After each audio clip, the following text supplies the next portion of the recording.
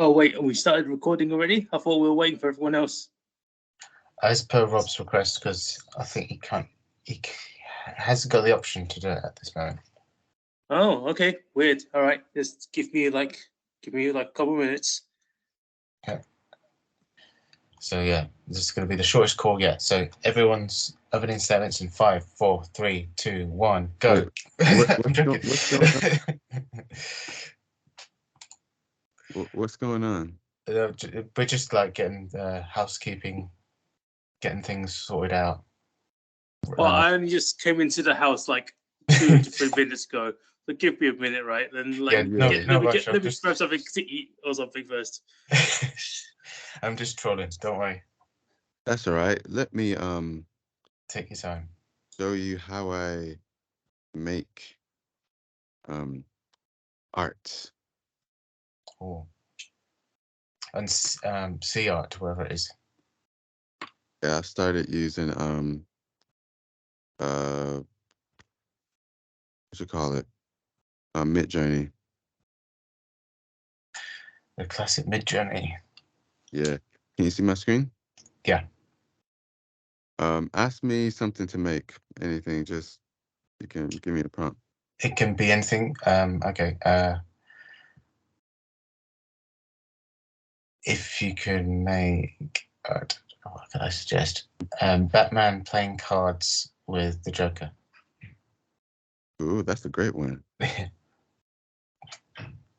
With the Joker. I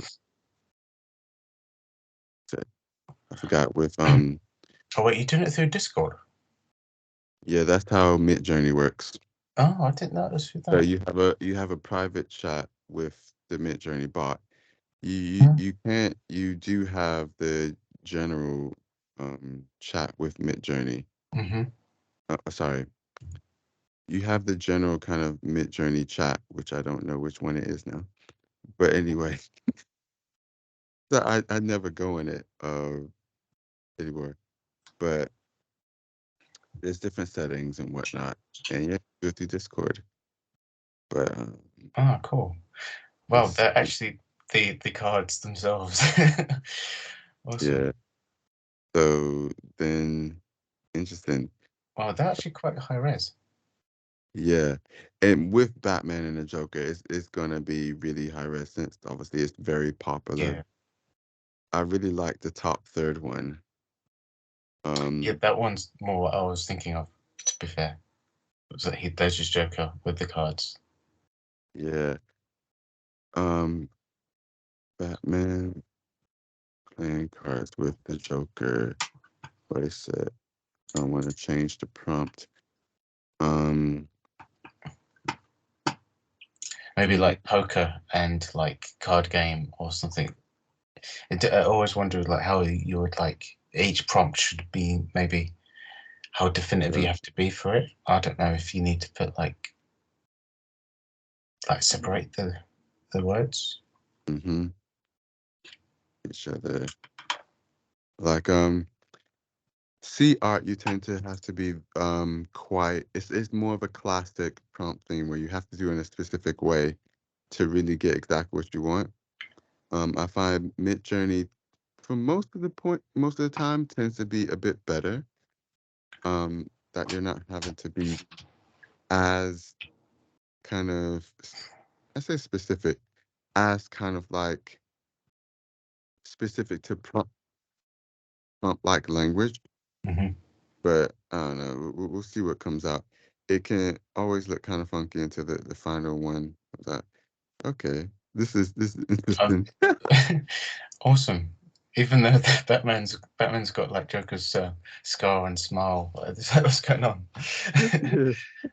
They know how to do Joker perfectly, but Batman's a bit all over the place. And they also have a preference for Thingy's Joker. What's his name? Heath Ledger. Yeah, I mean, I love his Joker. That's very cool. So yeah, you can do that. Once you say what version you want, because U means to upscale, V means to do a different version of. So let's say I like the second one here. but I also want like a different version of it as well. It will work on doing that. Nice. I could also, let's say, upscale this by 4. I could, if I wanted to, do a strong variation or subtle variation on it, or just do, I think it's very, is it the region? Oh, so I can paint which one I want to be slightly different. Mhm. So if I want the kind of background to be different, I can like do that kind of thing. Oh, that is pretty cool. I didn't know you could specify certain aspects of the actual image. It's really interesting. Yeah, you can be like, you know what? I want to make a variation that's zoomed out more. So you can do that as well. Or I could do something where, okay, let's say I want to pan up more, or I want to pan more to the right. So we're going to get many different versions underneath this. But while it's doing some of them, so this one is more of a strong variation. So you get the same scene, obviously, but variations in how he looks and what he's doing and how he's holding things, etc. Which is still pretty cool. Mhm. That's making it pan up for a minute. So it's changing the aspect ratio. Let's see if any other ones is done. Variations of the region. So it changed the background just subtly. I said, okay, so this one, wait a sec. Hey, Rob. Hey guys. Hey, Rob. You're right, man. Yeah, just making some AI Joker art. This is one of the ones that's zoomed out. So it's changed it quite a bit, but it's zoomed out further and just put more stuff in there. Mhm. This one is panned to the right. I mean, I haven't told it what I want in the right, but whatever. This one's panned upwards, so it's created a taller aspect. Don't know what the bottom left is about, but this kind of bottom right one looks kind of cool. I kind of like that. And yeah, it's pretty much what it's like. There's a lot of things if I scroll back. I'm making art taxi. Well, share your screen again because we can't see anymore. Oh, you can't see anymore. Yeah. Oh man. Okay. There we go. Oh, I've never seen sharing a screen share on iPhone before. Yeah, it's pretty cool. So this is what I was talking about, Rob. I was just showing Ben how I was doing some stuff in Midjourney. He was like, "Oh, do some playing cards between Batman and Joker," and then it's just making some stuff, showing him how the different features work and whatnot. Okay. Yeah. I saw something earlier where this guy had like made a load of well, I think the prompts that he used were basically like Batman from like whatever country. So there was like a Romanian one, a Hungarian one, and Nice. there was some kind of interesting ones. Like the Romanian one was a vampire. What else was there? There was one from Iran which had like really sort of like grand sort of like crusader looking armor. Ooh. Yeah, there was some interesting ones on there. Around Batman. Armor. What kind of AI kind of thing did they use? I think it was Midjourney. Oh, cool. Midjourney is one of the best next to like Stable Diffusion. Yeah, and now DALL-E 3 joins the fray. Mm. Though that's DALL-E? that's harder to get into. Yeah. Oh, cool. That's like some Bottom left is interesting. really like medieval Batman. Yeah. Bottom right. So the guy on the bottom right, the guy on Batman's left shoulder looks a bit like the guy from Gremlin. Really? Yeah. That's quite funny. But cool. That face. Also, like one of the characters from Ghostbusters. What was his name? From Ghostbusters 2. Oh, I know the guy you mean. Yeah.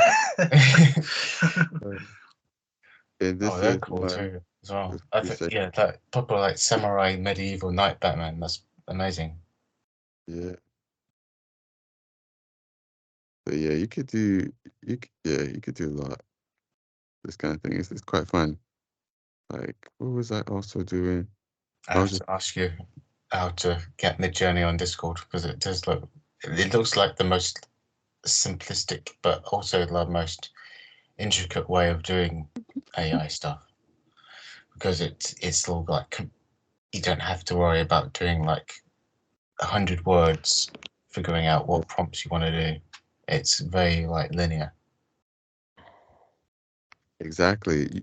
At work, they use it. Yeah. There's some. Do they use it for ideas? Sorry, I'm asking about you. I guess there's some architects at where she's working that kind of use it to help with ideas and stuff. Mhm. Adobe obviously has generative too. Yeah, Adobe does have generative AI. That's what Dan created on C Art, and Yeah. then he sent it to me, and I was just like, okay, let me just see what this thing can do. Because basically, you can get it to describe anything. So you can put something in there, say, can you describe it? And then you can say, okay, can you imagine something from those descriptions? And then it can make various things. So it did this, it did this, it did this, and did this. And obviously you could change it however you want to or do whatnot. And then, yeah, those were the ones going back, was the more bloody ones Oh, cool. that I was on the way to trying to make, what was it called? A Tale of Two Sisters. Mm-hmm. But I realized, you know what? I don't think I want to go that route. But that was kind of cool. Just in blood. Covered in red syrup. That's a nice get around. What'd you say? Covered in red syrup is a nice get around. Yep. Because you could say a lot of things, but you can't say blood. But you can say violence. Can you say gore? You might be able to. I know there's certain things you just can't say. Look, having a fun time. You all right, Alec? Yeah, you Yeah, I said you're having a fun time. all the time. Love AI.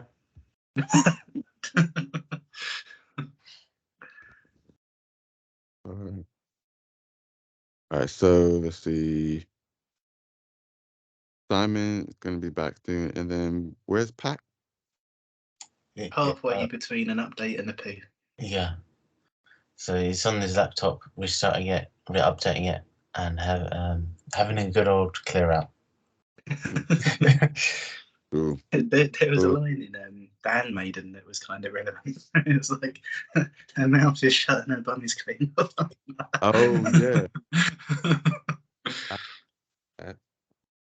When she said when she was hanged, her mouth was shut and her bum was clean. So why was that? Like, let me show you something. But no, that was messed up. Anyway, wait until they come in. We talk about all the interesting things. I wasn't expecting it to. I mean, I didn't actually know what to expect. I'll talk in a bit. Have you watched Decision to Leave yet? No, I started to, and I was just like, I definitely don't want to pick this, but I do want to watch it with my wife at some point. Mm. And then I just went on to what am I actually going to pick? This was like before you said, I want to pick my film this week. But yeah, did you like Decision to Leave? It was good. Like it's probably my least favorite Park Chan-wook film that I've seen, but that's not a bad thing really. But it's a bit more like straight than the other ones that I've seen, because the other ones are like the what do they call it? I forget the name that they call it now, but the trilogy with like Old Boy and the other two, and then this Vengeance as well. trilogy. Yeah, the Vengeance trilogy. Yeah, so the other ones of his I've seen are those three and this. So Decision to Leave is like my least favorite out of those five, but like that's a pretty like high standard to have, I think. It's a lot straighter than the other four. Like it's really interesting. Like it's a similar thing where like everyone's sort of like a flawed character, and there's like bits of good and bits of bad, and like nobody's one thing, and like all of that stuff's really cool. But it's like narrative wise, it's a lot straighter. Yeah. On a random note, when I was in the IMDb for it, it said more films like this, like more like this. I was like, oh, I've watched most of these films. Memories of Murder, Old Boy, Lady Vengeance, Decision to Leave is on my list, of course. Sympathy for Mr. Vengeance, Parasite, Amores Perros, Mother. Yeah, I was just like, oh. I think Parasite pops up on most Korean films just because most people saw Parasite and then went, I'm going to watch another Korean film. And then it's just, I think IMDb got the impression that they were all quite similar. It's like, yes. I mean, at least the ones that I have watched were all kind of hard hitting in one way or another, or weren't like they were. I don't know. How would you explain them? They weren't easy to digest films.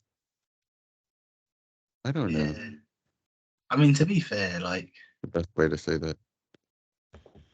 well, I suppose The Quiet Family. Well, I mean, even The Quiet Family was pretty. It could be rough if you choose to take it that way. I mean, yeah, I was just thinking, yeah. Still, the fact that I went all these years thinking that the Japanese one was the original one, when it was actually a remake. But still, how do you have you seen it yet? No, I haven't yet. No.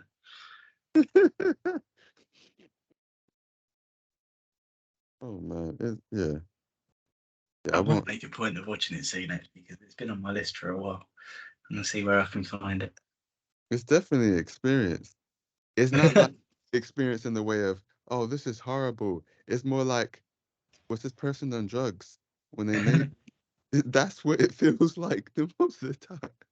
Knowing the rest of, I never know how to pronounce his name, but I think it's like Takashi Mike. I don't know. But knowing the rest of his filmography, I imagine he probably was on drugs when he made it. That makes sense. I mean, even the intro to the film, you're like, okay, wait, what does this have to do with the rest of the film? Pretty much nothing. It's like, okay. And actually, to be fair, now I'm looking at his filmography, and so he made it the same year that he made Itchy the Killer. So I imagine he probably was in a bit of a weird place that year. More palatable than Itchy the Killer. Like, they're both funny in their own ways. They're just funny in very different ways. Oh, you can get it on YouTube for $1.99. Oh, that's all right. His time, his face. Itchy the Scratchy. Well, I mean, in all honesty, how many of you guys have actually bought movies on YouTube? Or heck, how many of you have YouTube Premium? I did for that 1 week. That was it. Yeah, I did the trial, but then I was like, Was no, it- I'll take the ads. Was it worth it? Not really. It was Was only it- doing. Sorry, to No, that's all sorry. I was going to say, it's like if you want to see it for one thing only, it's great, but it's kind of like everything you'd need or want to see everywhere else is like either on Prime or Apple TV or whatever.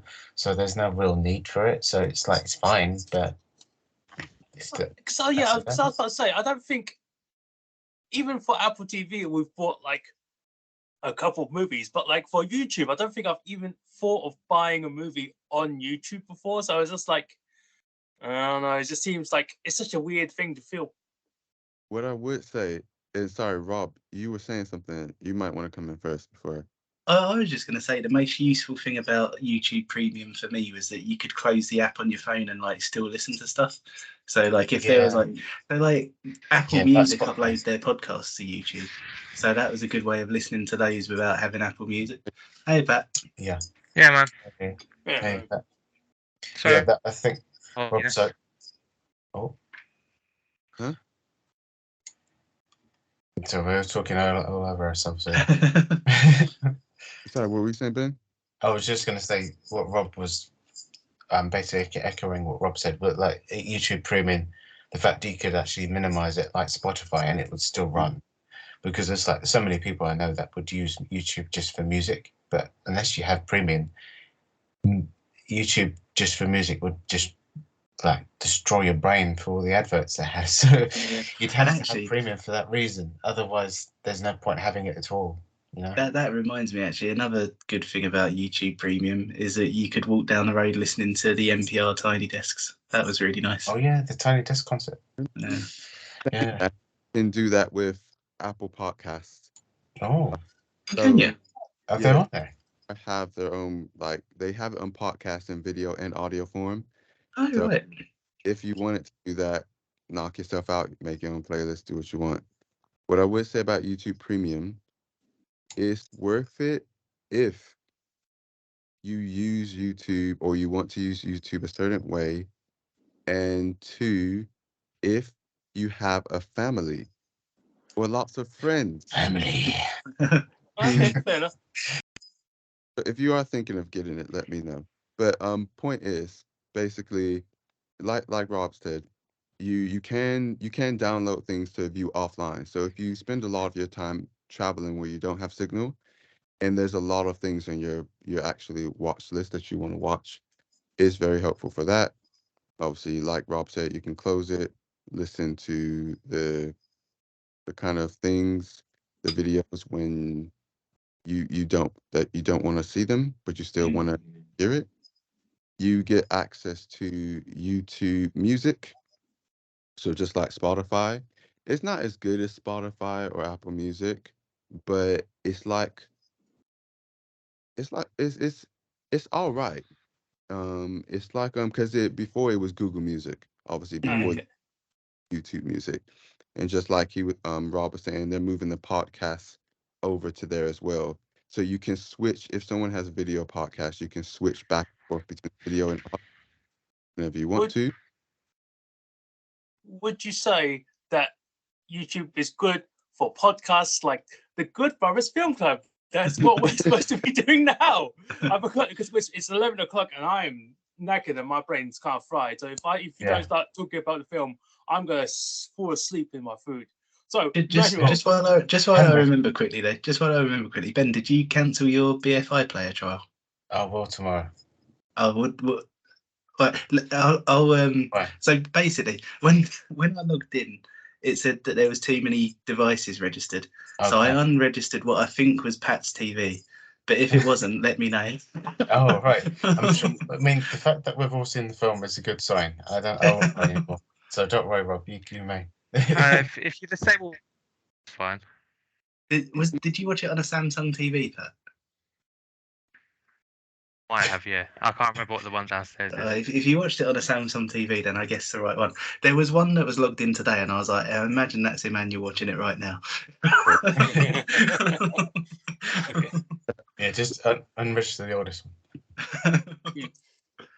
Well, that's the thing. I thought if I unregister the oldest one, it might be you, and you might not be able to cancel it. oh, I see what you mean. That would be stupid if that was the case. But yeah, let me know if you have any problems, and I'll work it out. I'll help each other out. But yeah, just before why I picked this film, just one last thing. Even though it's weird buying movies on YouTube, it did used to be just completely, I guess, Google Play Movies. So if you did that on Android, anyway. the reason I picked this, it might be decent. The trailer was kind of cool, said nothing. I didn't really read any reviews, just skimmed through one or two things that was just like, oh, great, blah, blah, blah. I was like, okay, cool. So that's why I initially picked it. Guess my opening statement, I was just like, this will probably be another classic me pick. Don't know, just feel like I can tell. Multiple And scissors. Yeah, metaphorically and Yeah, that's a good joke. That's a good joke. What? I said there was multiple scissors. Oh man. No, what's there just one pair? We'll get onto that. Anyway, It was Yeah. one nickel pair and one. yeah. Well, I think so. Anyway, so yeah, it also makes sense with a lot of the other stuff. Apparently, IMDb recommend. Not taking that for a thingy, but yeah, didn't know. Yeah, I guess I. Sorry. Also, I didn't realize it was in its own ways, but I think overall, I found it. It was a cool version. It was the cool version or like inspiration of the story he wanted to tell using the inspiration from the novel Fingersmith. And though there's some things I might not agree with how he did, or mainly one thing, otherwise I really liked it. I thought it was quite interesting, and I was not expecting it to be scored as high as it was. Honestly. After I got to it, I was like, this could be quite decisive. But yeah, happy to hear what you guys have to say. I'm really happy you picked it, man. I think it's a great film. It's like it's just like typical Park Chan-wook, man. Like the first part of it where you think one thing's going on. I think like that bit alone is so good that I would have been happy for the whole film to be that, because it's kind of like a similar sort of setup to Killers of the Flower Moon for the first bit, because it's like somebody's trying to pull a con by doing this really like awful thing of basically tricking somebody to fall in love with them and all of that kind of stuff. Like that's just like that. I find that really interesting and just like really, really, really sad. And I think sort of having that as like the anchor of it all, and then the sort of the first scene where, or the first sex scene, basically, where it kind of it sort of feels like a little bit naughty and like it's like something that they shouldn't be doing because they're kind of like pretending that they're basically pretending it's a lesson sort of. And there's this whole thing of like, oh, this is what the count would do and all of that. I think that's really sweet. And the first time it happens, it's like, I don't know, there's just something really sort of, yeah, sweet about it, I suppose, because it's like it's that sort of time period where like they feel like they shouldn't be doing it, and she's only going along with this like big con because it's something that she feels like she should be doing. So there's like that level of sadness to it, and then you have that rug pull moment at the asylum thing, and then when you get the sex scene the second time, I think it's done so well because it's like you don't even know like the missing pieces yet. Like you've only seen the betrayal, but Yeah. it's directed in such a good way that it feels like there's like love in it, and I just think it's so well done, man. And yeah, it's that. So I sometimes struggle with these like Rashomon type stories because I'm like, after the first one, I struggle a little bit because I'm like, well, I don't know, it just does something to my brain where I'm like, I can't sort of go back into it now because you've pulled the rug out of like just at the bit where I was going like, holy shit, what's going on? And yeah, they don't usually work for me, but I think this is such a well made example of one. I think it's great, man. I'm really happy you picked it. Oh, cool. Thanks.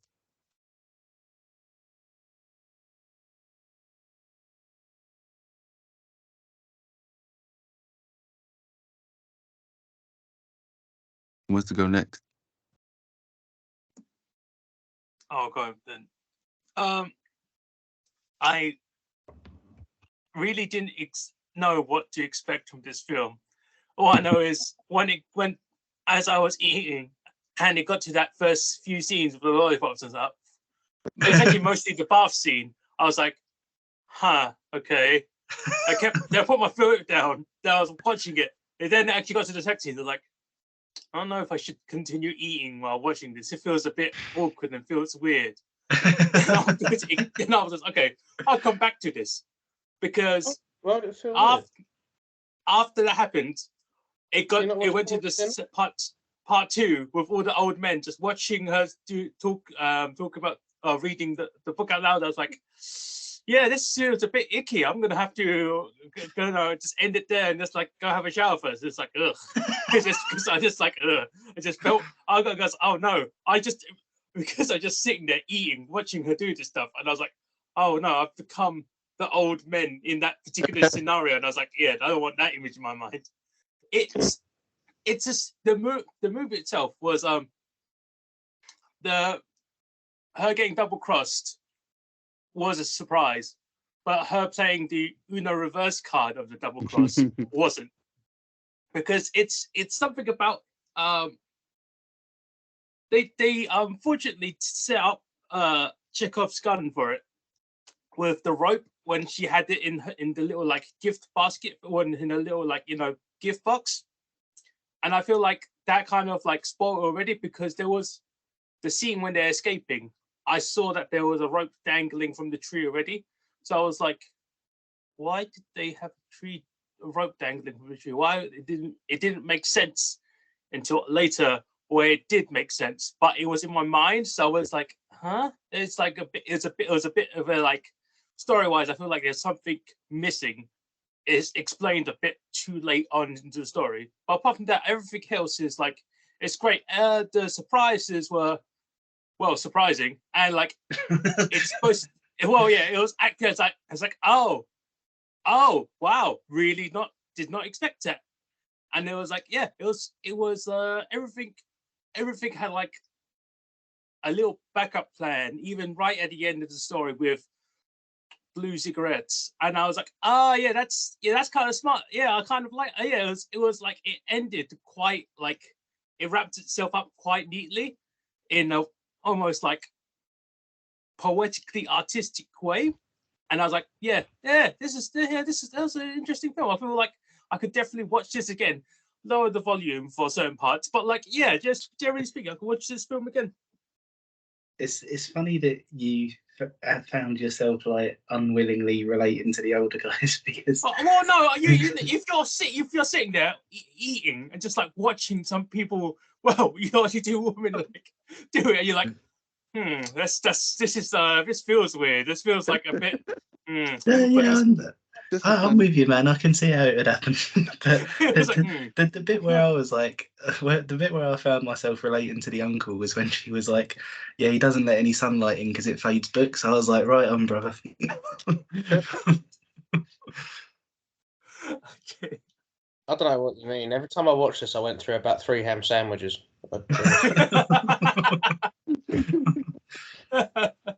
Jesus Christ. Alec, tell us about your ham sandwiches. Well, I'm not sure it wasn't a euphemism. Yeah, they're meaty. I'm not going to say they were the best packed ever, but they were pretty good. Yeah, it good.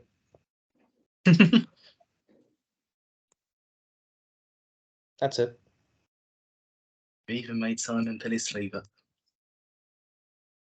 and out. Well, no, I'm taking off my hoodie. It's getting that hot. Yeah, sure. Ham sandwiches.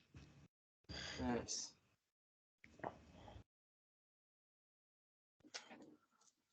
So, I think Ben scored it the lowest, right, for this film. But yeah. I was really surprised that you weren't more into it, Ben. Yeah. So So no. To be completely honest with you guys, I wasn't in like a really good headspace when I watched this film, and therefore I was a bit clouded and distracted when I was watching it. So kind of like how when someone watched The Sorcerer, I feel like I do need to have a rewatch to kind of get my head together about what this film is and what it is, because I know I've definitely missed a lot, and there's a lot of nuance and a lot of very interesting stuff behind it that I feel that I may have missed when I watched it the first time. Because when you watch this film, you can't watch this kind of like casually, because there's so much going on, and there's so much like it's a film that kind of like goes from one tone to another, and it would make you question characters' motives and the journey they're on, and like the double crossing and all that. There's a lot in there, and you just see it just for the shock value. It's like when I first saw it like that, I was like, this is just a bit bleak and horrible, and it's not an enjoyable film. So it's probably another reason why I haven't rushed to watch it again, because it was like there's so many weird scenes in it, and it isn't like, it's just like, why would they do this and that? But it's because of the journey the characters did go on is the reason why they had to go through this and that. So I have to try and figure out, or eventually get around to seeing it in my own way, just to kind of like understand it better, because there is a lot of good stuff in here. Because I felt well, the best thing about it was how well it was shot, and the music is just so perfectly interwoven with the story. Everything about it is just kind of like well articulated and put together. I just was not in the zone. I just was not in the mood for the film when I first put it on, which is a real shame, because it does do it disservice, and I don't want to like tar it with the wrong kind of brush, because it doesn't deserve it. But yeah, I'm interested to hear what all you guys think, and eventually I will get around to rewatching it when I'm in the mood, because it's not one that you can just like put on just for a laugh or anything like that. It's not one of those sort of films. But yeah, the performances and the filmmaking, absolutely great. So I'm willing to put my story score and my purpose score up as the chat goes on. Well, if lesbian Rashomon doesn't cheer you up, I don't know what will, man.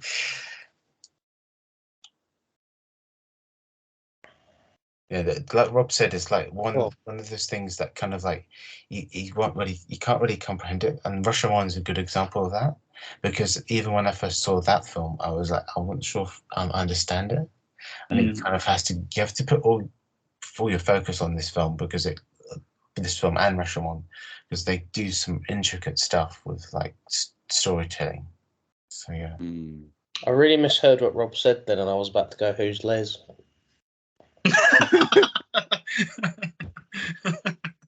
Yeah, you know, Sappho from Lesbos.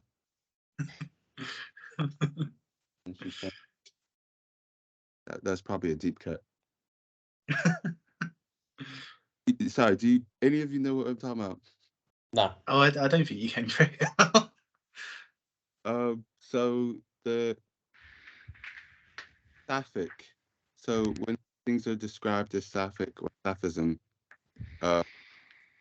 there's a reference to Sappho's, is it lesbian poet, Greek poet? Yeah, from way back, of course. Who's from the island of Lesbos. But yeah, that's as much detail as I'll go into it. It gets really lauded as a great poet of her time and one of the 10 muses.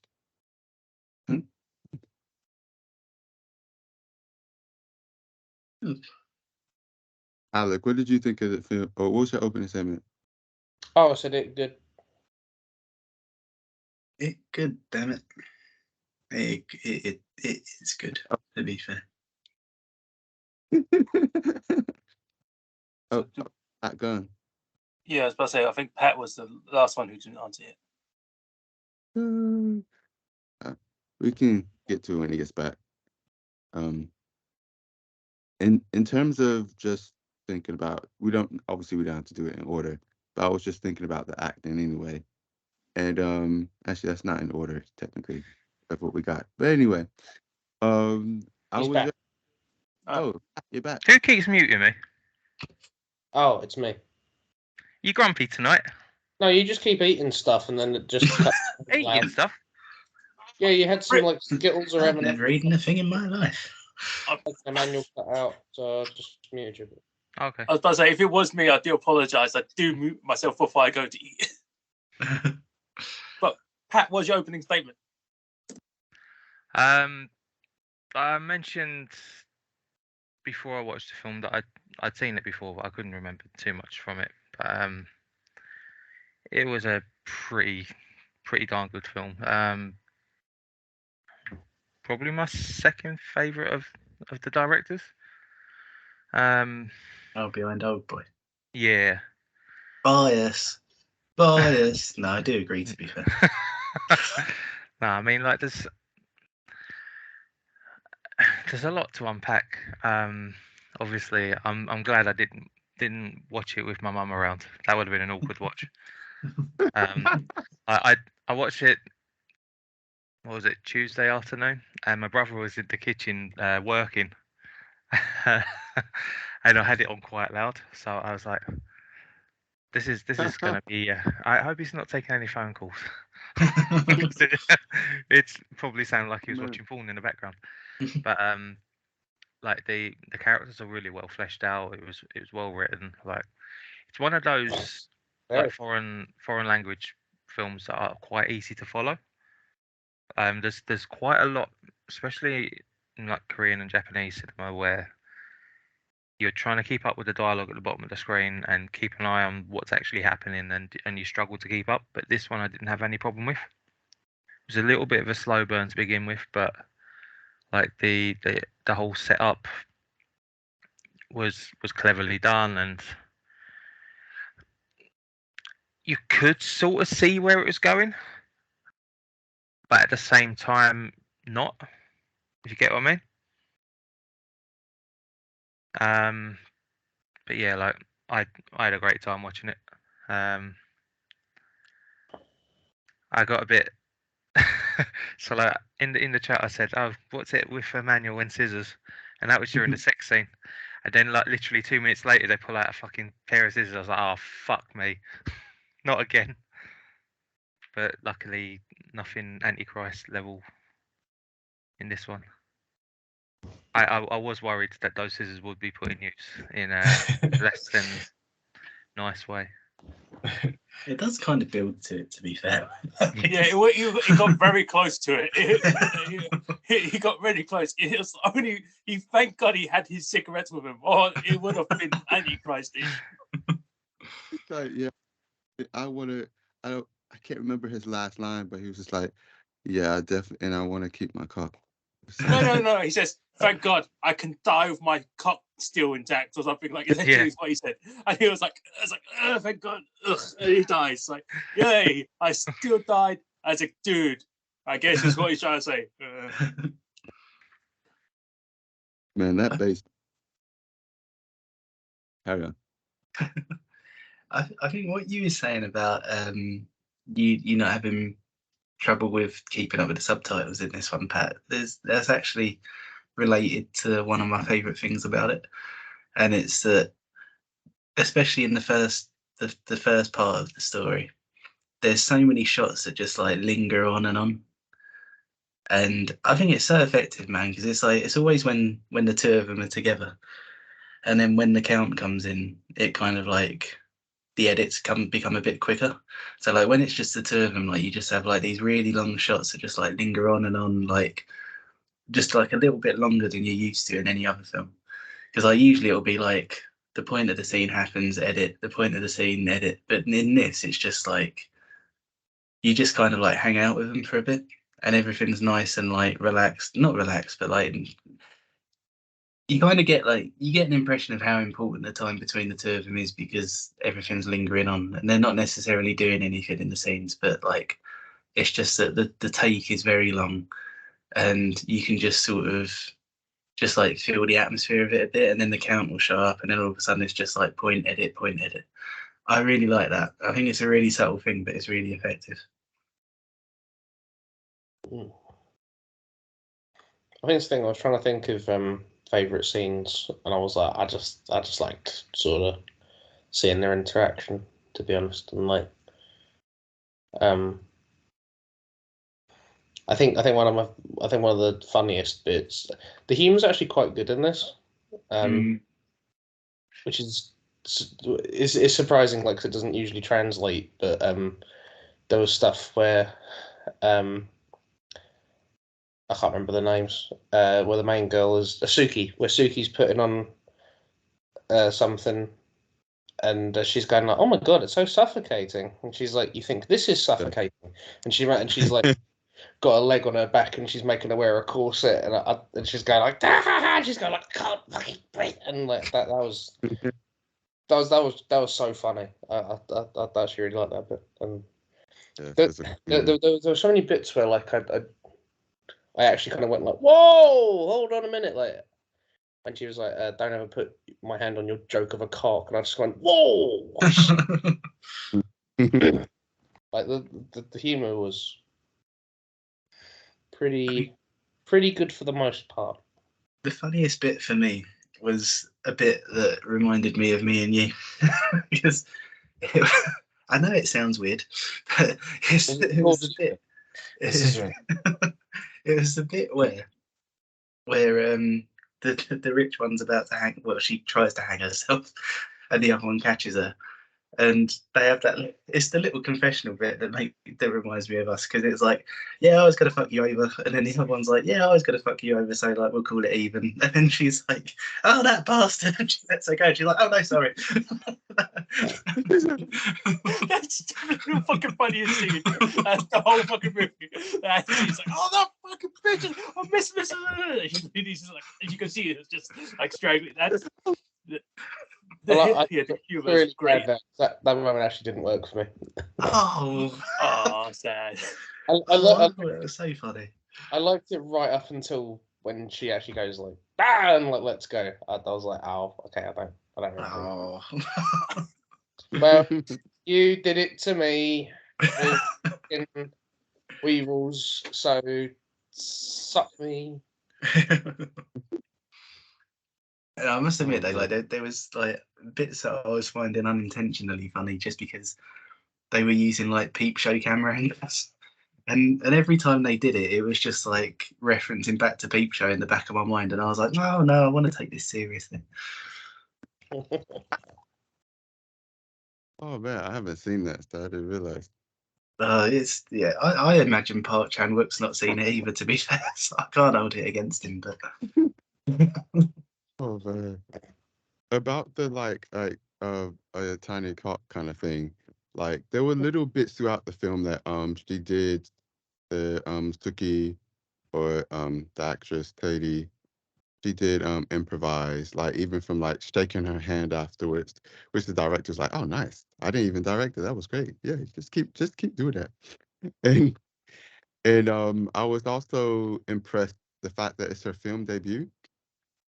Like, yeah, that doesn't surprise me actually, because it's like it's something that like Steven Spielberg used to do a lot in the 70s, where like just certain things would be improvised, and like actors would be inexperienced and that kind of thing, and it just like you would think it would have the opposite effect, but it makes it feel quite real. yeah, it's crazy because he did want, like you said, similar to Spielberg, he did want someone inexperienced, and he auditioned a lot of actresses, like a ton. I don't know what the true number was, but it's apparently a lot. And then at the end, like after like 10 to 15 minutes, he's just like, "Yep, this is the one." It's like, okay, well, it worked out. I think that's quite good, like in terms of the character as well, because considering she's been chosen to act in a situation where she's like quite a fish out of water, I think like that just naturally sort of translates.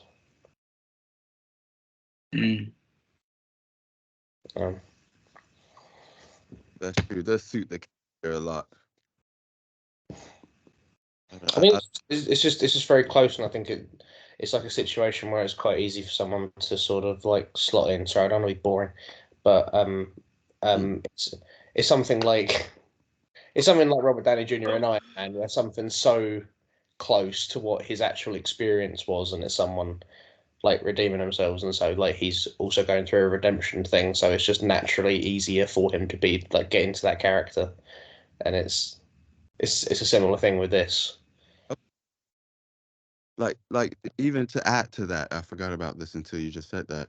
Like the like you said, the actresses they did commented while they were filming that naturally they were quite similar to like their characters in terms of the way their characters acted and whatnot. They did act quite similar to that off kind of outside of shooting. And what was quite funny was Suki, she didn't know that the actress who was playing Lady Hideko was actually playing her, Minhee. And Minhee is actually her favorite actress. One of Oh, Yeah, she's actually one of her favorite actresses. Um and when she that was must doing have been so intimidating. during the filming, yeah, at the end they have a great relationship, and like when she was first starting during film scenes, Minhee would help her calm down because there was like one or two times she would panic. She's like, oh no, but she was very excited when the director told her, because she didn't know until she was like like closer to actual filming that Mm. what? Oh, she's playing. Here to go. Oh, cool, kind of thing. So that was interesting. No, I can't imagine that. I can't imagine being like, okay, well, it's my first acting role, and they're like, cool, you're just gonna have your head up Scarlett Johansson, and you're just like, fuck me, I'll try and keep my cool, I suppose.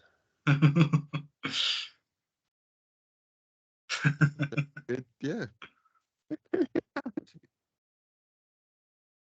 It's sort of a compliment. Yeah, no, it is a compliment. She's No worries, we get it. That's the thing. Like, compliment. the takes on those scenes were like pretty long, so I imagine that there was little room to hide anything. Yeah, with those films, so a lot of the film in general, for like context, if you don't already know, he got, so to approve, I say approve the script. He didn't need to necessarily, I guess, but since the film was inspired by Fingersmith, even though it was quite different, he was like, let me send the script to the original author, Sarah, just to get her approval of it first. And she was just like, yeah, it's not an adaptation, but it is inspired and it's got my go ahead, it's got my blessing, kind of thing. And he also asked like his one of his co-writers friends who was in the LGBT community as a queer woman to get different opinions and views on this and see if he was doing it in the right in a good way or in the right way. And then for filming the scenes themselves, um, he had it so that the only person on the set while filming was a female boom operator, and then everyone else would have to leave. None of the men of the crew were allowed on set for the day, and he recorded it with a remote control setup. So the camera was there, of course, but he was in a different place or a different room, whatnot, kind of like giving directions or whatnot, kind of thing. Oh wow! Yeah. So, and they got those scenes out pretty quickly near the beginning of shooting, so they didn't have to do them later on. Mm. Check it out. That's even more intimidating. That's a really cool idea, though, because like I suppose really those are like the most intimidating scenes. So I suppose they're the ones where you want them to be a bit like shy around one another. Yeah. I think there were one or two things in those scenes that were improvised. Like I don't really remember, but there was like hand clasping or whatnot. and that was improvised as well, because like Minhee was trying to comfort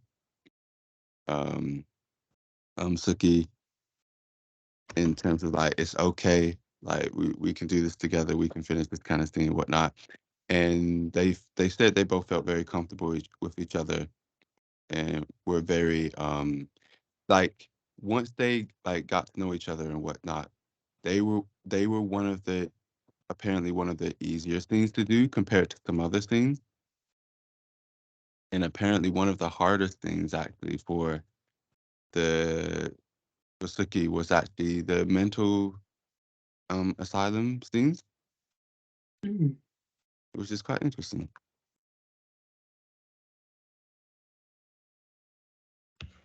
That's fascinating, really. I So we think got like the proto Snowpiercer there, didn't we?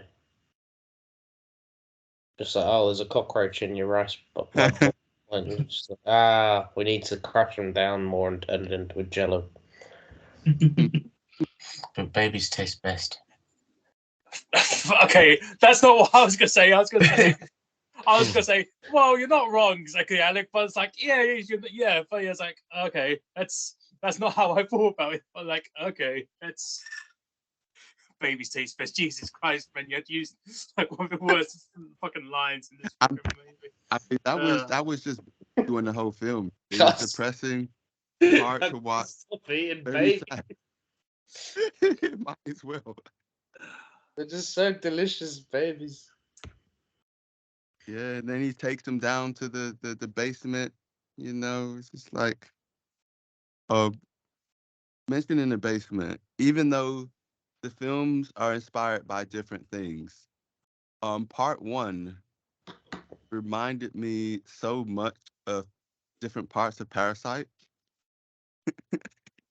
It's like, at first I was like, I wondered. This is not the case, of course, but Oh, because there's Korean people. Yeah, no, I get you. Yeah, no. So you've got yeah, no, it's all right, man. You're sorry. oh man, but like the points that got me think about it most is like, wait, you've got the lone con, you've got this guy who's in this kind of family unit. It's just like, look, we can together insert ourselves into these lives, do this lone con, get rich off of it, make lots of money. Like, you're lying, we're all lying. And then you had the scene where Suki was dressing up in some of the clothes, or messing with her, kind of going through her possessions and stuff, which reminded me of stuff in Parasite when they was just making themselves at home. Where it's just like, are you you want to get in trouble? And then there was the thing where he's like, remember the base, just, it's like, you have a week of freedom, but remember the basement. And like, when he shows her the basement, and I was thinking, messed up things happen in both of these basements in both of these films.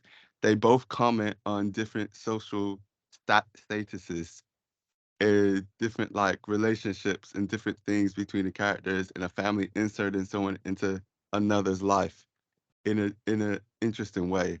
I was just like, they have some similar things going on, but obviously it gets quite different from part two. Yeah, one's a lot more successful than the other. But yeah, that obviously I like both, but it did remind me of parts of Parasite as well. It was just like, that's quite interesting. Do you know the scene where I keep forgetting her name, but the richer one, when she's in bed and then Suki comes in, and it's like, it's the one where she's talking about how her aunt died and how she sees the ghost of her aunt and all that kind of stuff. That was giving me like PTSD from the scene in A Tale of Two Sisters that I found really unsettling.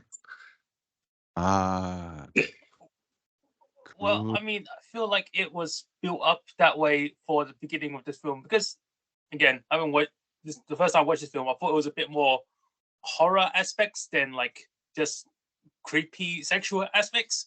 Mainly because it's the sliding door where she opened the door slightly and had like that very long shot of just her eyeball just like staring at stuff. I was like, oh, I see. I think I know where this film is going. It's gonna be kind of like very creepy.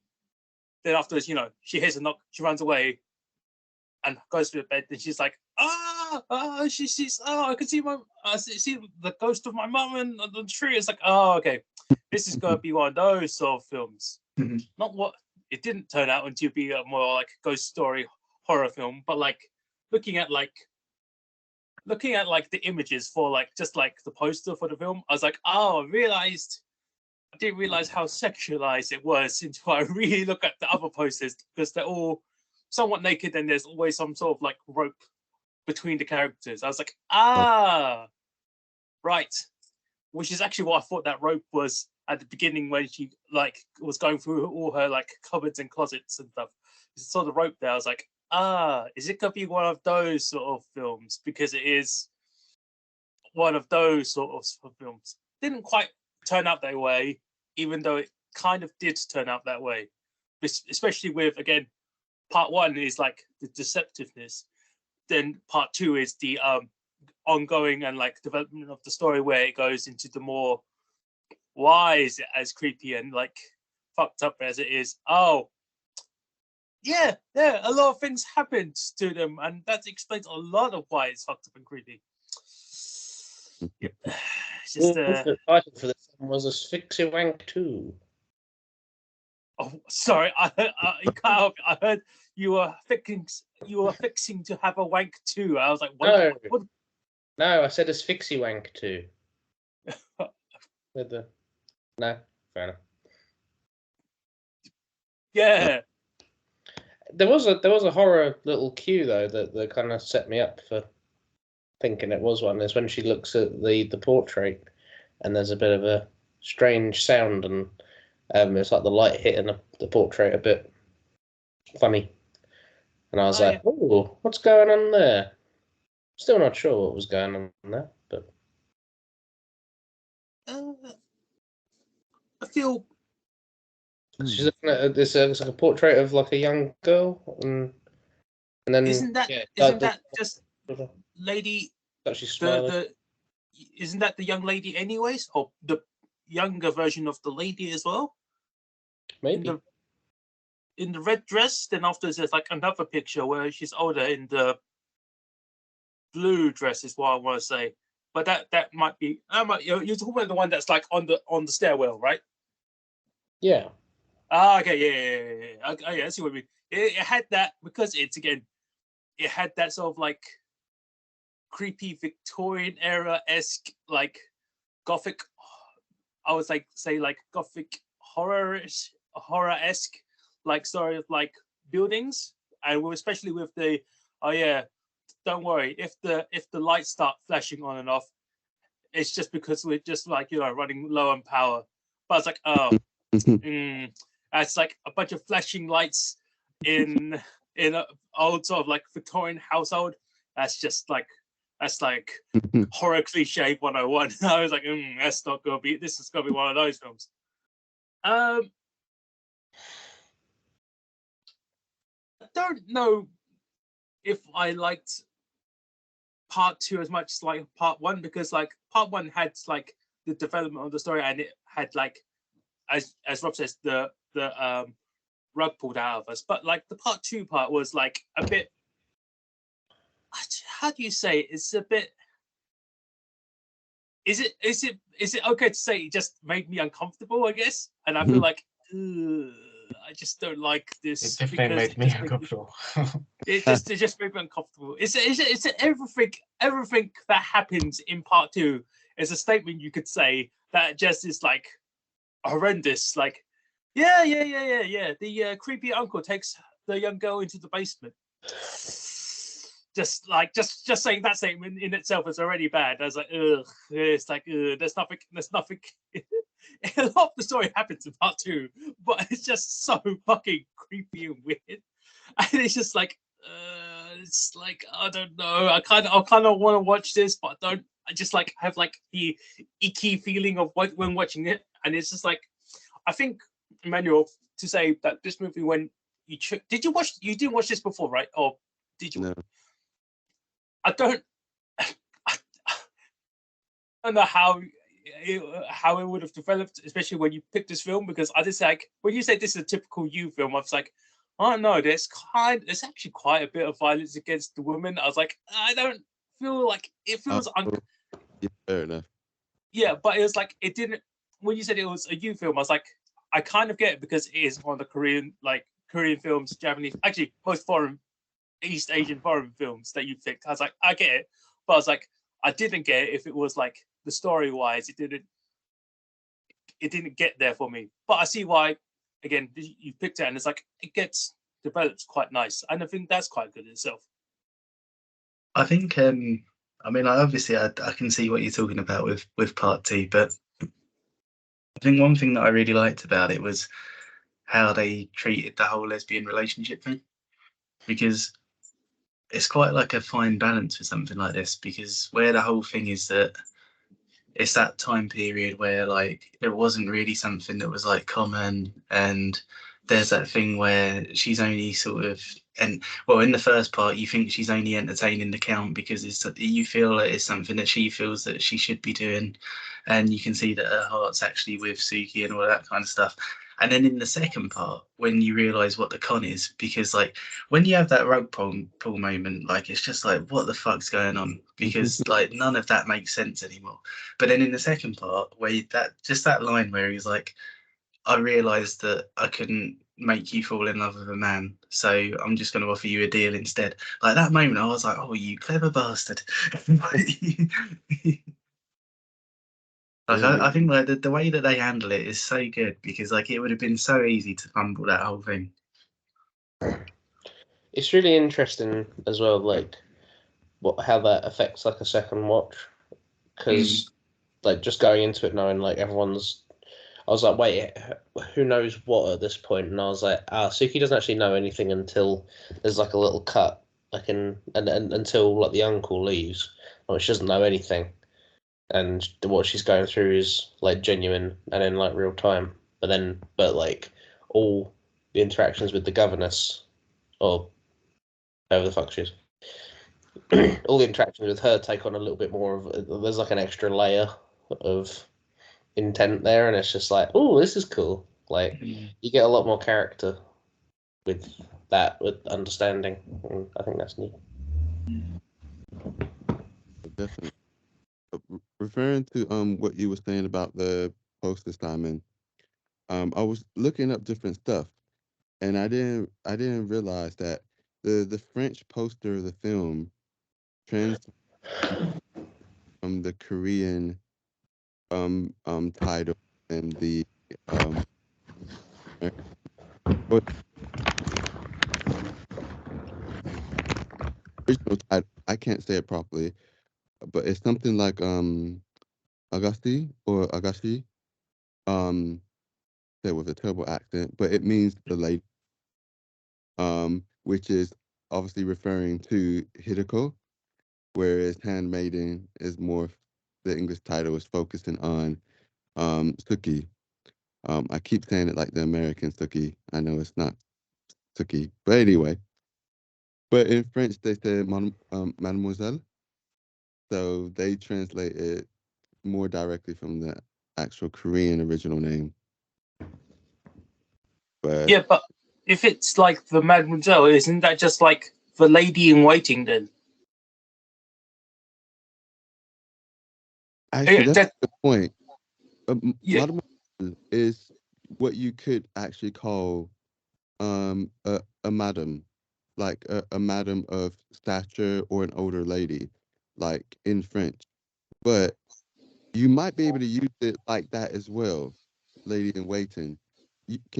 Are you checking? Because can you check right Well, now? because like I'm just thinking if it's like animated post French, Because because like if it's it has the lady Hideko on the poster, and it says Mademoiselle. But I'm wrong in my assumptions. But I thought that's what I remember it meaning when I was learning French. It's been a while. I mean that's I can't, yeah, again we didn't really, well, I didn't really do good in French. I didn't really do good in English as well, but it's like I was like, it might be, you might be correct. So, I don't know, maybe because like also as you said, this was also based on the well, I say based on a book. It's like inspired by certain books as well. It's like it might have been like they might have found out where the original title was and kind of like translated it from that. I guess if that's the case, then that makes sense. yeah, And it does mean like it's a courtesy title of Madam, like where their marital status is unknown apparently. But oh, sorry, it's just I was just looking at the posters. That there's lots of octopus posters and a lot of like snake posters. I didn't realize how much of the octopus will be as famous as it is. It's just that picture is really fucking famous. It's like insanely famous. Because when I first saw that picture, I was like, oh, I know what that fucking picture is. I was like, oh, that's not what I expected to see. Because all the books that they're reading, I don't know if they're actually like I don't know where the books are actually from or the tales of the book from. Because like are they actually like old I think like they're animes. they might as fucking well be, right? It's like They are vile. it's just like this is just like the titles and stuff. It's like I don't know if they were like French books that were translated into either Korean or Japanese, or they were originally Japanese or Korean. Or as like it's like the whole point of some of the books have like rips of the pictures. That's why we have the the fake Count Fujiwara. Yeah, I can't remember. But like you have him making copies of like the picture. It's why when he did the copy of the Lady of the Two Octopuses, I was like, huh, there's something wrong with this picture. As it zoomed into the sapphire earrings, I was like, oh yeah, there's something. Yeah, I thought there was something wrong with the picture. Just like, She hasn't got any tentacles in her ears. Pretty much. It's just like because it's just one of those pictures that are just so famous. You go, oh right, there's something for right. I see. It's always, Miss, you reckon the thing? yeah, I mean it is. I think the actual picture is called like the Fisherman's Wife or something like that. I know, like it has a title, and it's just like, oh yeah, just love. A lot of this stuff is like, just one of those things you just realize you probably could find a copy of the Postcard. well, I just no, it's not just that video. It's just the fact that it's like it reminds me of like this is like one of the fun. This is a funny scenes, but it shouldn't really be funny scene. It's where they're reading the book, and it was like she was going, she was like teaching her the Japanese, like ear, mouth, eyes, flips the page, pussy, penis. Oh, okay, and they both laugh. But then afterwards, the uncle obviously stands up and like fucking like grabs their face, and I was like, okay, they had to laugh. You didn't have to be like that. I was like, but I guess he's that, he's that strict evil uncle bastard guy, and it's like, yeah, it makes sense. But it's just like seeing them, it's just like something about it, just saying them say the words penis and then laugh. It's very human, but it's just like, oh yeah, okay. It's just what I wasn't expecting that, to be honest. I thought it was like, oh yeah, they're learning it like Duolingo style. Oh no, Duolingo definitely wouldn't have fucking those words on there. Okay, maybe not. Those illustrations were pretty like wrinkly. We're pretty what? Very detailed. Very Wrinkly. detailed. Very gnarly, I'd say. I felt like I could see like the grain of the skin in them. Oh man, that's too funny. But yeah, I think like the same guy who did the octopus one, he might have actually been the same one who did the famous waves painting. Oh no way! Oh really? Yeah, He's done a lot of stuff. I think he's famous for like many stuff in at the time internet style. Also, I think at least one of the books were real, or one of the readings they were doing, or the readings they were doing. I think they were from a particular book. I'm not sure if it's Chinese or Korean. It was something like Jinpai something something. It could have been Japanese as well. Point is that there was a real book reading in that from a real old erotic book from that kind of time. Asian one. Because even though there are lots of similarities, he does take inspiration from the original novel, but it is set in a different place. It's set in a similar time. Like it in the original, it was like Victorian era, but it was set in Britain. It's set in England, compared to obviously um, Korea occupied Japan. Um, but I think so. Some of the main differences you have the uncle wasn't evil. Um, I mean, he wasn't like an amazingly great guy, but he was just some animal tamer. He didn't really do too much or anything. Um, the um, the count was originally gay, which was why the one in the original book had no interest for a relationship with the woman. He's just like, yeah, I'm not attracted to women, so I just want your money. That's a good change. Yeah, that was unexpected, because if he's gay and he's just want the money, and then it changes the character's dynamics for his character. Yeah, that would. That would. I think it's better in this then, because at least he's still. Well, it makes him worse as a person, I guess, because he's not gay, because just the things that he does and like the way he acts, because he's got like the fucking scene where he's got Suki, and he's like got her hand on his dick, and he's like, look, I've got fucking blue balls right now. Just how what fucking is, and it's just like, yeah, fucking. But that's not the worst scene though. That makes him evil. I think someone told me about it beforehand. Is the scene where he eats the peach, but he doesn't eat it like. There's messy eating people, right? And messy eating can be funny, but he eats at someone. He eats at Suki, and I was like, why is that bad? It's like, have you ever seen? It was like there's quite a lot of people who eat at people, and they're always bad guys, or it could just be eat. It's just something about them eating in a very gross way that makes them bad people.